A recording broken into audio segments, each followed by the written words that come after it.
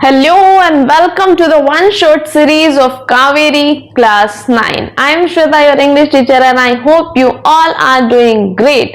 Today we are going to read the poem Canvas of Soil, which is really a very beautiful poem. We have already read this poem.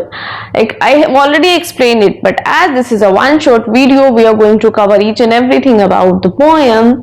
So let's get started.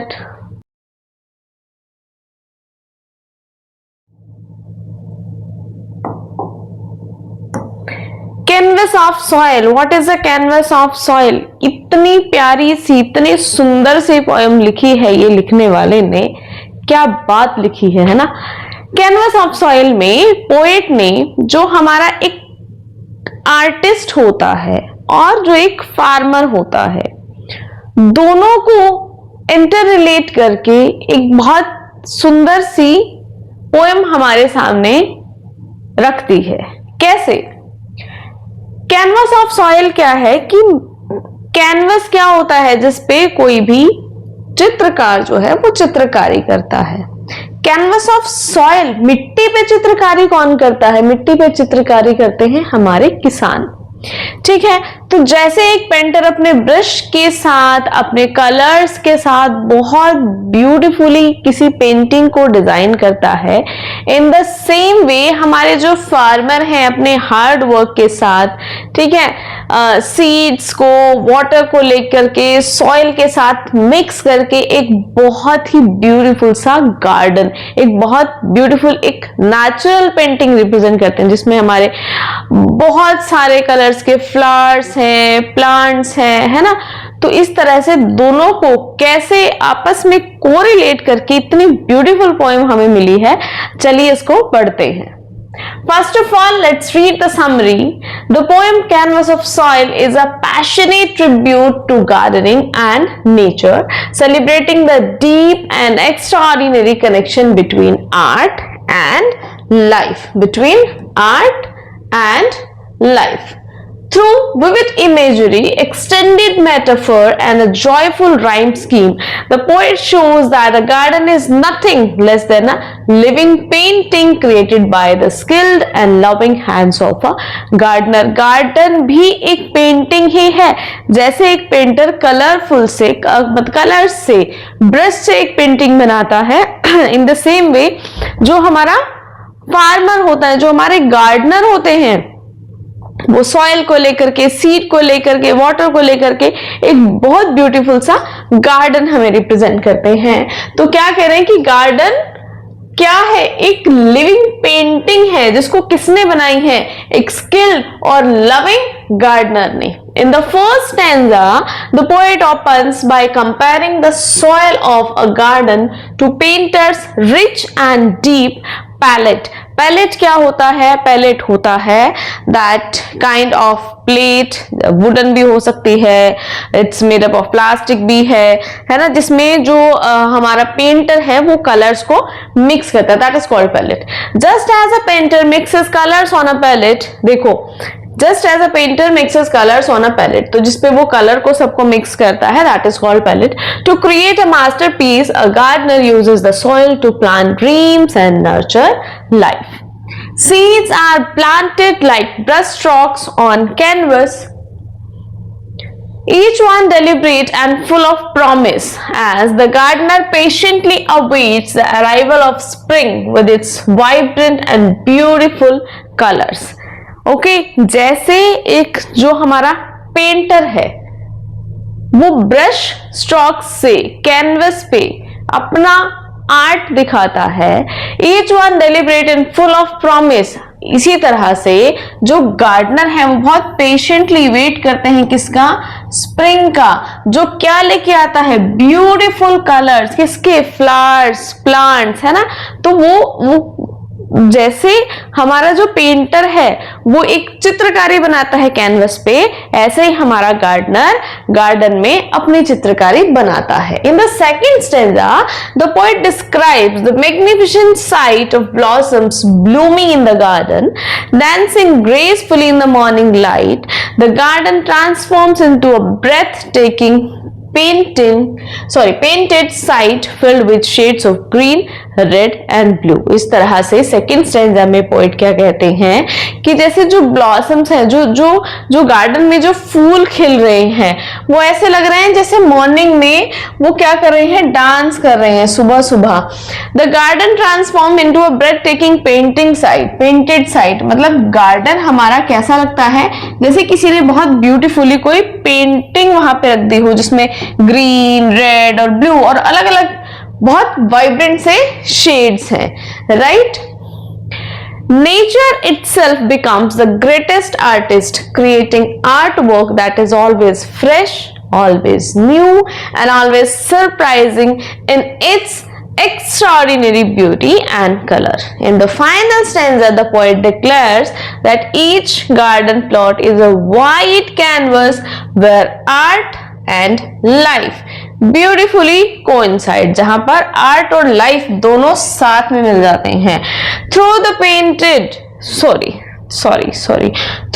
patient and dedicated efforts of those who till the soil, gardens become living still life paintings of extraordinary beauty.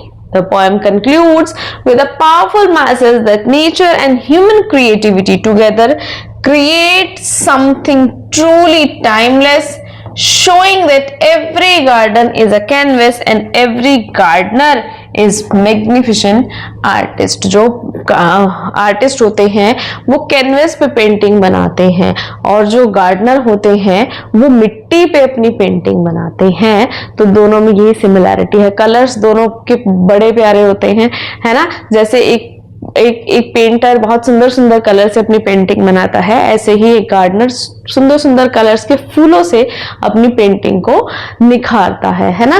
तो चलिए अब चलते हैं line to line explanation की तरफ। Palette of earth rich and deep where dreams of gardeners sleep, brush strokes of seeds planted true, awaiting spring's vibrant hue। Palette of earth, palette क्या है, palette I have already told you, a structure or something in which the painter mixes his colors, है ना। ऐसे अलग अलग shapes होती हैं उसकी, उसमें बहुत सारे कलर्स, उसमें बहुत सारा जो है हमारी स्पेस बना होता है जिसमें जो पोएट है वो अलग अलग कलर उठाता है और मिक्स करके और एक नए ही कलर का निर्माण कर देता है। ये मैंने क्या बनाया मुझे भी नहीं पता है, आप देख लेना, ठीक है। सो अर्थ का जो पैलेट है वो बहुत रिच है, बहुत डीप है। उसको रिच और डीप क्यों कहा गया है बेटा? रिच मतलब अपने आप में उसमें बहुत सारे न्यूट्रिएंट्स हैं, है ना, अपने आप में उसमें बहुत सारी क्वालिटीज हैं, तो इसलिए उसको रिच और डीप कहा गया है। वेयर ड्रीम्स ऑफ गार्डनर, जहां पर हमारे गार्डनर्स के जो सपने हैं वो समाये होते हैं, सपने उसमें समाये होते हैं। ब्रश स्ट्रोक्स ऑफ सीड्स जो जैसे ब्रश स्ट्रोक से कोई भी जो पेंटर है वो एक पेंटिंग बनाता है, जैसे कि मैं बना रही हूं यहाँ पे। अब देखो ये मैं क्या बना रही हूँ, मतलब मैंने इतना सुंदर फ्लावर बना दिया। देखो मेरी पेंटिंग को आप जज नहीं कर सकते हो क्योंकि पेंटिंग मेरी बहुत ही बकवास होती है, ठीक है। तो ब्रश स्ट्रोक्स, जैसे एक पेंटर ब्रश स्ट्रोक से पेंटिंग बनाता है, उसी तरह से जो हमारे माली हैं वो सीड से या प्लांट से एक बहुत सुंदर सी पेंटिंग प्रिपेयर करते हैं। तो ब्रश स्ट्रोक ऑफ सीड्स ही उनके ब्रश स्ट्रोक हैं। प्लांटेड ट्रू, वो उसको प्लांट करते हैं जब, और उसके बाद क्या करते हैं, वो वेट करते हैं किसका, स्प्रिंग का वाइब्रेंट ह्यू, जो क्या करता है, जो लाके उसमें बहुत ही उसको वाइब्रेंट बना देता है, ठीक है। जैसे ही आ जाएगा वसंत, उसके बाद वहां की बात ही अलग होगी।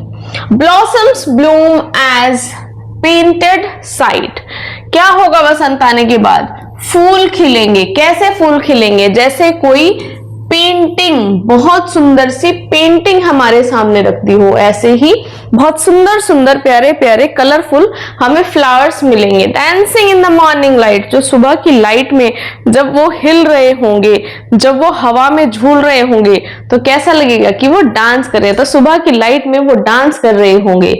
Shades of green, red and blue, जिनकी अलग अलग ग्रीन, रेड और ब्लू कलर की शेड है। नेचर्स आर्टवर्क एवरी न्यू, जो नेचर का जो आर्टवर्क है वो हर बार नया होता है, हर बार डिफरेंट होता है, हर बार यूनिक होता है।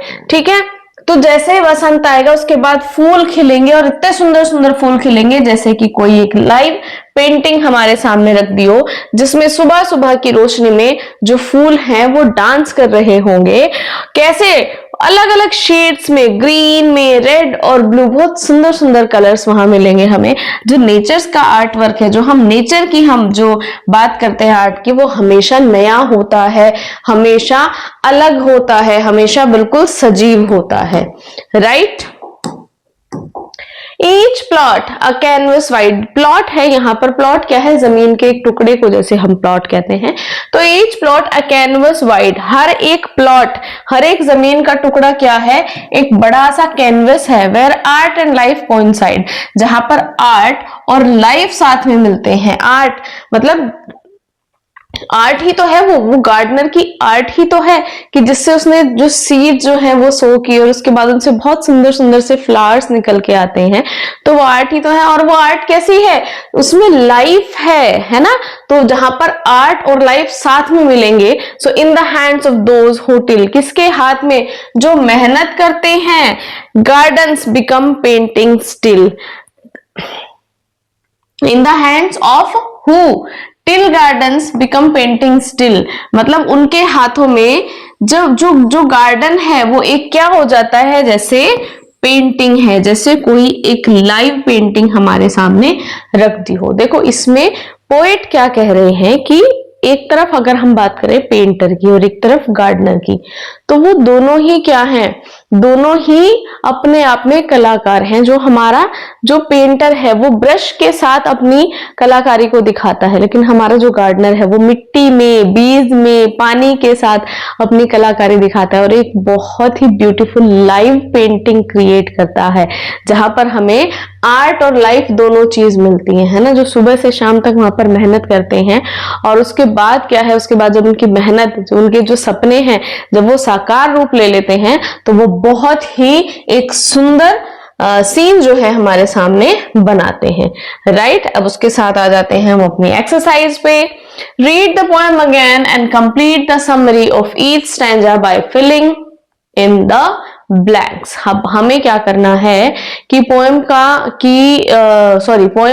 को दोबारा से पढ़ना है और उसके बाद इनको फिल करना है। उससे क्या होगा, हमारी समरी कंप्लीट हो जाएगी। एक समरी हमें यहां से प्रोवाइड होगी। So let's do it. The dash is portrayed as a rich palette where gardeners dash flourish in the form of dash awaiting spring. तो क्या आ जाएगा, किसको पोर्ट्रे किया गया है यहाँ पर, अर्थ को पोर्ट्रे किया गया है ना। So the earth is portrayed as a rich palette where gardener के क्या, गार्डनर के जो ड्रीम्स हैं, है ना, वो फ्लरिश होते हैं in the form of what, किसकी फॉर्म में, सीड की फॉर्म में, सीड की फॉर्म में, जो स्प्रिंग का वेट कर रहे होते हैं, है ना। Now the garden flowers dash into a beautiful display, क्या हो जाता है, फ्लावर्स क्या हो जाते हैं, Bloom into a beautiful display of blossoms, beautiful display of blossoms resembling a dash mother nature in the light of morning। किससे resemble कर रहे होते हैं ये, किससे रिजेंबल करेंगे, जल्दी से बता दो, किससे रिजेंबल करेंगे, पेंटिंग से, है ना। किससे रिजेंबल करेंगे, जो लाइव पेंटिंग होती है ना। सो painting by mother nature in the light of morning। each garden is likened to wide canvas integrated art and, किसको coincide किया है, किसको integrate किया है, art and life throughout the efforts of gardeners। garden transform into still life paintings, है ना। तो ये हो गई आपकी एक्सरसाइज 1 कंप्लीट। एक बार फटाफट से इसको देख लो, फिर हम चलते हैं आगे।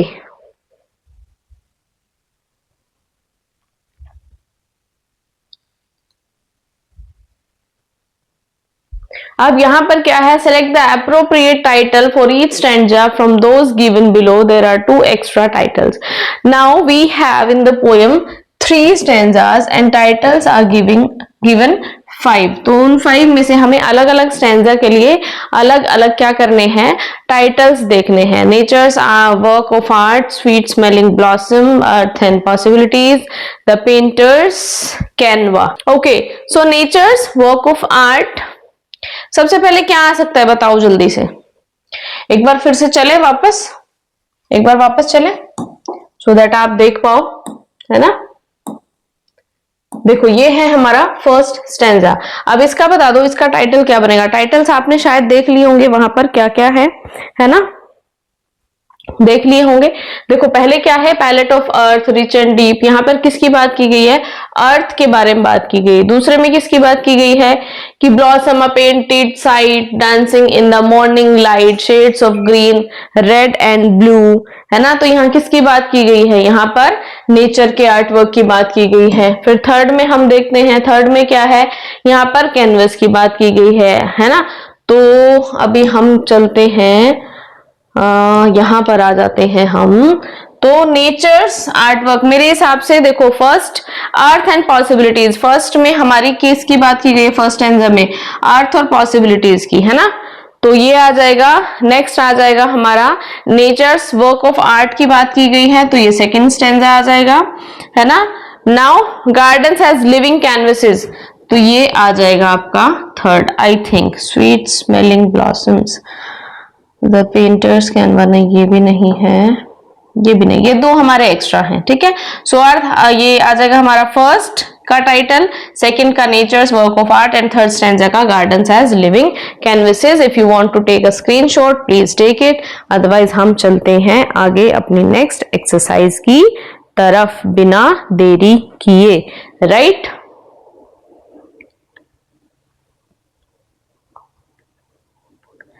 नेक्स्ट देखते हैं, नेक्स्ट क्या है हमारा,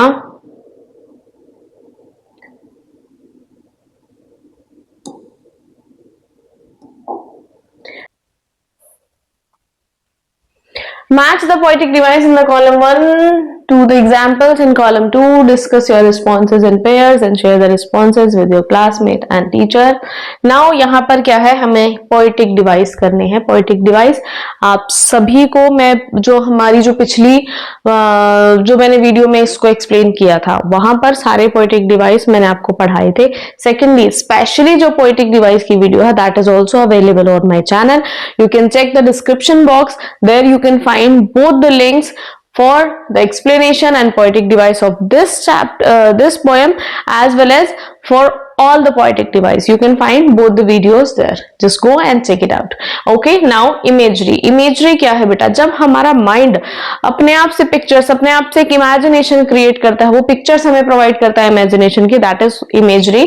तो इसमें imagery कहाँ जाएगी बेटा, appreciative, ये तो हमारी tone चली जाएगी. ये rhyme scheme हो गया, blossom bloom, colours, brush strokes, blossom, shades of green, ये सब क्या है, ये इमेजिनेशन है, ये इमेजिनेशन है. तो ये आ जाएगा हमारा इमेजरी. ठीक है. सेकंड आ जाएगा हमारा मेटाफॉर. मेटाफॉर क्या होता है बेटा, जब हम दो चीजों को कंपेयर करते हैं विदाउट यूजिंग एज और लाइक. ठीक है. तो यहां पर गार्डनर को, गार्डन को एज अ पेंटिंग बोला गया है, प्लॉट को कैनवस बोला गया है, सीड को ब्रश स्ट्रोक बोला गया है विदाउट यूजिंग एज. यहां पर एज इन्होंने लगाया है बट पोएम में कहीं भी एज का यूज नहीं है. तो ये हो जाएगा बेटा हमारा मेटाफॉर. ठीक है, ये हो जाएगा मेटाफॉर. नेक्स्ट है rhyme scheme. This is very easy to identify.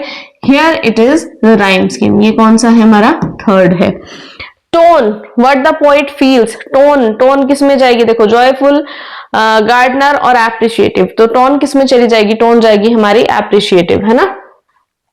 Tone हो जाएगी हमारी एप्रिशिएटिव. Now mood. मूड कैसा है स्पीकर का, मूड कैसा है बेटा, मूड है जॉयफुल. अरे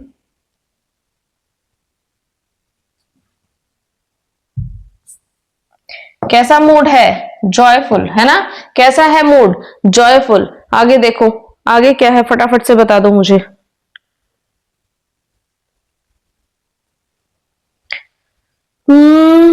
स्पीकर, अच्छा ये हो गया एलिटरेशन। एलिटरेशन कहाँ यूज है? एलिटरेशन का यूज कहाँ है? कुछ छोड़ दिया क्या हमने? अरे ओके, स्पीकर। स्पीकर कौन है यहाँ पे? गार्डनर है। स्पीकर कौन है यहाँ पे? गार्डनर है ना? तो ये हो जाएगा हमारा 7।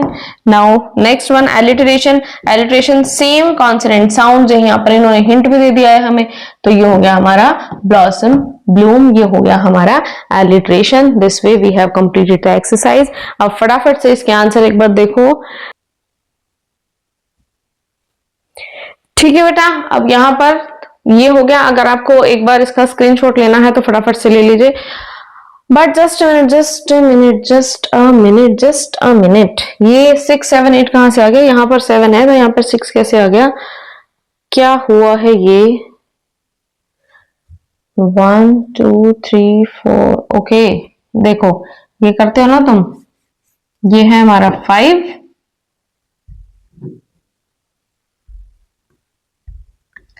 ये रहेगा 6 और दिस वन इज 7। ठीक है, खुद भी कंफ्यूज रहते हो, मुझे भी कंफ्यूज कर देते हो, बता नहीं सकते, है ना। चलो नेक्स्ट स्लाइड देखते हैं। नेक्स्ट क्या है? Next one, read the given extract from the poem and answer the question that follow.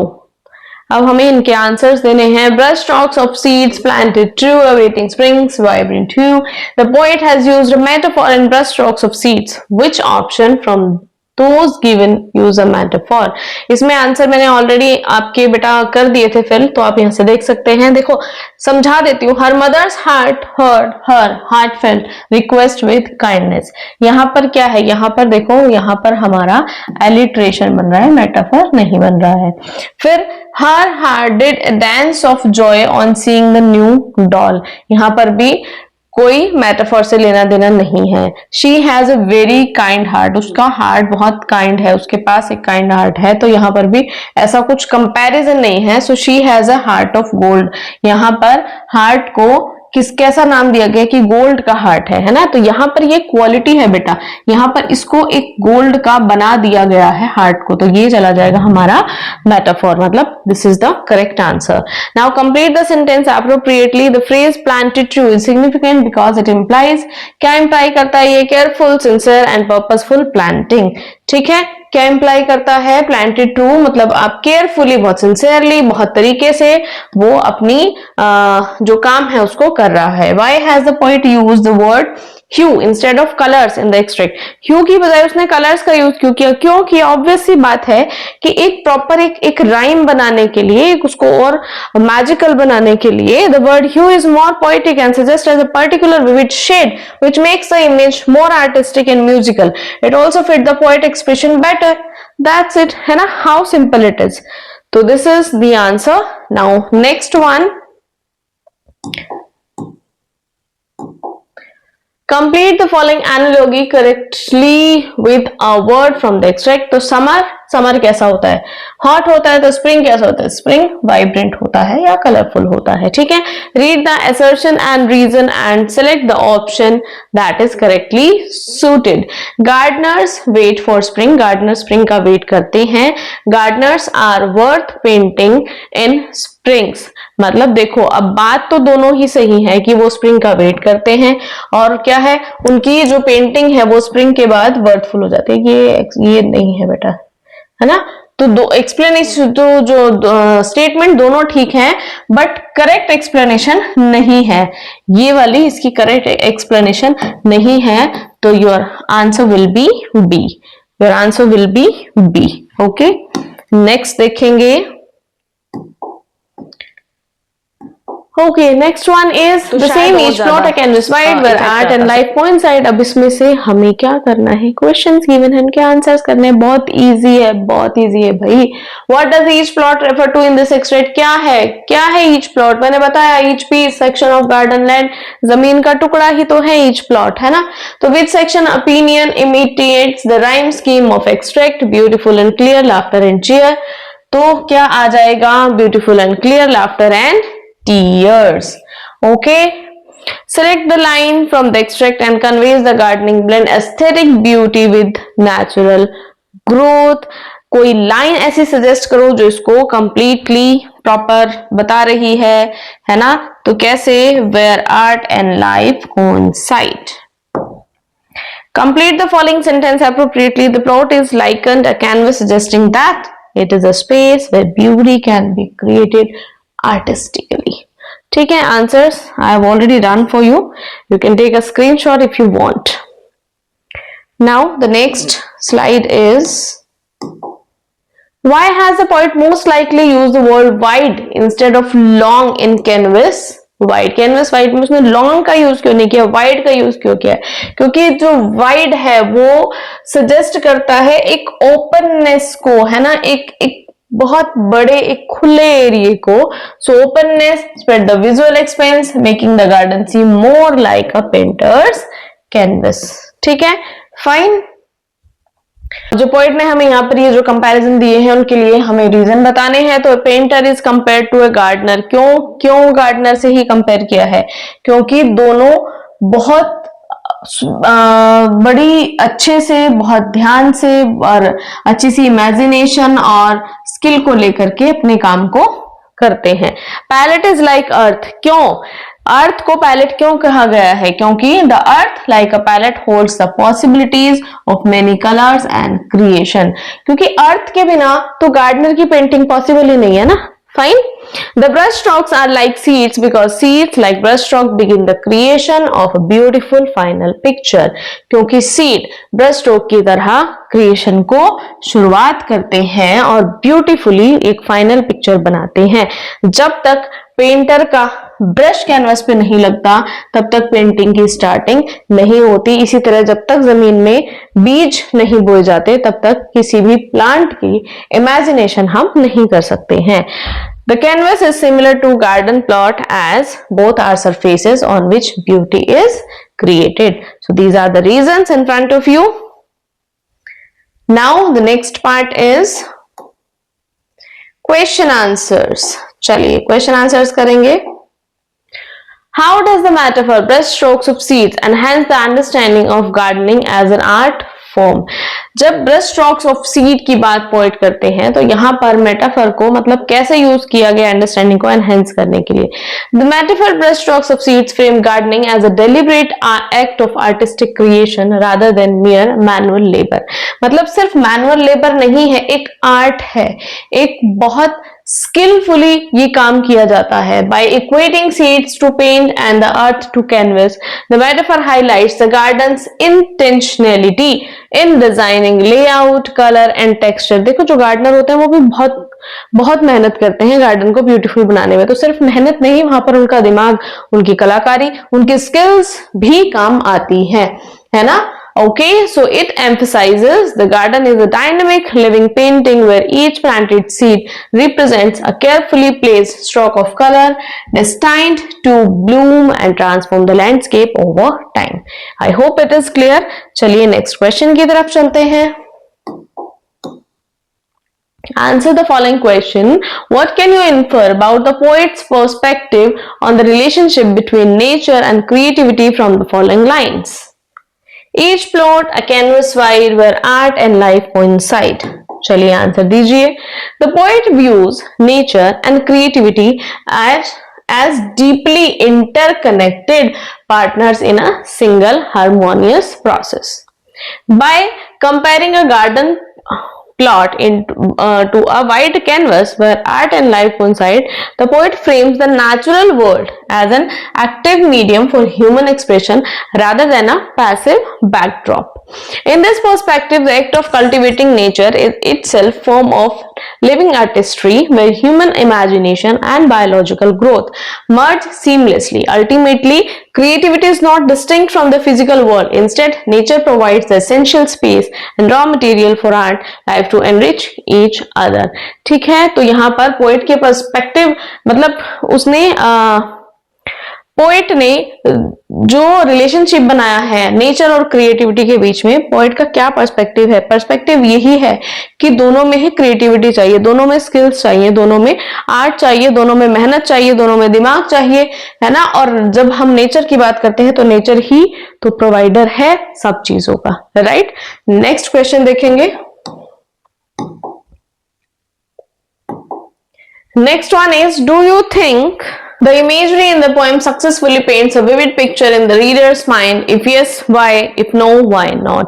क्या आपको लगता है कि जो इमेजरी जो पोएम में दिखाई है सक्सेसफुली एक विविड पिक्चर जो है हमारे माइंड में क्रिएट करती है? आपको क्या लगता है? बिल्कुल मुझे तो लगता है कि हाँ, yes, the imagery in the poem successfully paints a vivid picture by transforming a simple garden into a dynamic artistic masterpiece by utilizing a central metaphor that compares the soil to a painter's canvas and gardener to an artist. The poet creates a clear visual framework for the reader. जो भी पढ़ता है उसको clearly समझ में आता है, जो भी कंपैरिजन लिए गए हैं, जो भी अपनी तरफ से जो रेफरेंस लिए हैं पोएट ने, they are truly great. The rich descriptions of colors, specifically the shades of green, red and blue, combined with sensory details like morning light, allow the audience to easily visualize the garden coming to life. Ultimately, this strong focus on visual art and natural beauty makes the scene feel deeply textured, active and memorable. सच में इतने beautiful तरीके से poet ने सारी चीजों को, एक imagination को जो रिप्रेजेंट किया है, वो सच में हमारे माइंड में एक बहुत ही ट्रू पिक्चर जो है क्रिएट करती है. क्या आपके माइंड में भी करती है? कमेंट में यस कर देना अगर करती है तो, है ना? मुझे तो लगता है. चलिए next one, support the view that poets mention of colours yellow besides red, blue and green would have lent effectively to the imagery. तो वो कहते हैं कि पोएट ने जो कलर मेंशन किए हैं like yellow beside red blue and red blue और ग्रीन की जगह अगर येलो होता, so the addition of yellow alongside red, blue and green would have greatly enhanced the poem's imagery by injecting warmth, energy and sense of sunlight into the scene. Yellow color क्या है? warmth, energy और warmth और energy का symbol है ना? So while the existing palette captures cool tones of foliage, yellow introduces a striking contrast that makes the garden landscape appear more vivid, lively and realistic. By representing popular spring flowers like marigolds and daffodils, this color completes nature's diverse palette. Ultimately, it transforms the description into a visually balanced, radiant masterpiece that deepens the reader's appreciation of the natural setting. Fine. Next one is, considering the line gardens become painting still, what can you interpret about the poet's view on timelessness of nature beauty? Nature's की जो beauty है that is timelessness, उसके बारे में जब जो poet कहता है कि गार्डन्स बिकेम पेंटिंग स्टिल, आप क्या इंटरप्रेट करते हो? So the line suggest that nature's beauty possesses a permanent art like quality that transcends time and seasonal decay. By comparing a changing garden into painting still, the poet implies that the essence of nature can be captured and frozen in moment of perfection. While individual plants wither, the visual and emotional impression they leave behind becomes an enduring masterpiece in the mind of the observer. Ultimately, the poet views nature not as fleeting casualty of time, but as timeless sanctuary of stillness and artistic permanence. जो line है वो क्या suggest करती है कि yes, beauty is permanent, beauty is forever. Nature जो है वो हमेशा ब्यूटीफुल है, नेचर हमेशा के लिए है और नेचर हमेशा एक अपने आप में एक डिफरेंट वे में ही हमें एनर्जाइज करता है. राइट? चलिए नेक्स्ट वन,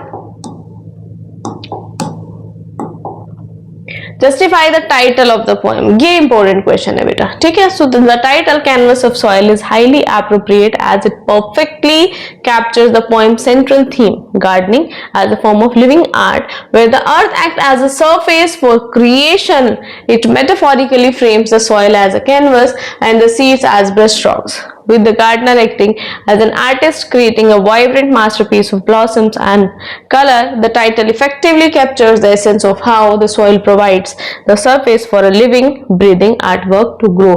तो जो हमारा जो टाइटल है Canvas of Soil, that is most appropriate and perfect title because ये जो पोएम की ब्यूटी है, जो थीम है, उसको एकदम परफेक्टली कैप्चर करता है. राइट? नेक्स्ट देखते हैं। Okay, now the long question. The poem Canvas of Soil celebrates the beauty and richness of nature. Explain with the reference to the poem. What a beautiful question कि canvas of soil beauty और richness, nature की जो beauty richness है उसको कैसे celebrate करता है वो explain करो. How easy it is. So canvas of soil celebrates the beauty and richness of nature by portraying the earth as a vibrant palette and garden plots as living colorful painting created through patience and care. It transforms the act of gardening into art, where seeds as brushstrokes that bloom into shades of green, red and blue, highlighting nature's endless artistry. Here is an explanation of the statement with reference to the poem. सबसे पहले soil को एक living palette बना दिया गया है. So the poet describes the soil as a palette of earth. This metaphor indicates the earth is not merely dirt, but a rich, fertile and deep source of potential, full of color and life, waiting to bloom. सिर्फ मिट्टी ही नहीं है वहां पर, और भी बहुत कुछ है. Gardening as art. Gardening को एक आर्ट के रूप में रिप्रेजेंट किया है. तो कहते हैं कि जब the poem states that gardens become paintings in the hands of those who till the soil. It blends the boundaries between art and nature, representing the gardener as an artist, the gardener as a living masterpiece. Gardener को एक artist और garden को एक masterpiece बनाया है ना. Now आगे क्या है. Seeds as brush strokes. Seeds को क्या कहा गया है? ब्रश स्ट्रोक्स कहा गया है. क्यों? The seed planted are liken to a painter's brush strokes. मतलब जैसे पेंटर अपनी पेंटिंग के लिए उसको ब्रश स्ट्रोक उसका मस्ट है, इसी तरह से हमारे गार्डन के लिए भी. क्या बना रही हूं मैं, पता ही नहीं क्या बनाने जा रही हूँ, है ना. मतलब मैंने बनाना तो एक लीफ शुरू किया था, तो वो स्ट्रक्चर नहीं बना, तो फिर मैंने फिश बनाने लगी और फिर मैंने छोड़ दिया, है ना. The seed planted are likened to painters' brushstrokes. These seeds wait for spring to fill the canvas of land with vibrant colors, showcasing the transformative power of nature. ठीक है. तो अब क्या है? Celebrating vibrant richness. The poem celebrates the beauty of nature by describing the flowers into shades of red, blue and green that bloom and dance in the morning light. इससे क्या होता है? एक vibrant richness हमारी आ रही है. This creates a vibrant, lively image of natural blooming landscape. Patience and nature.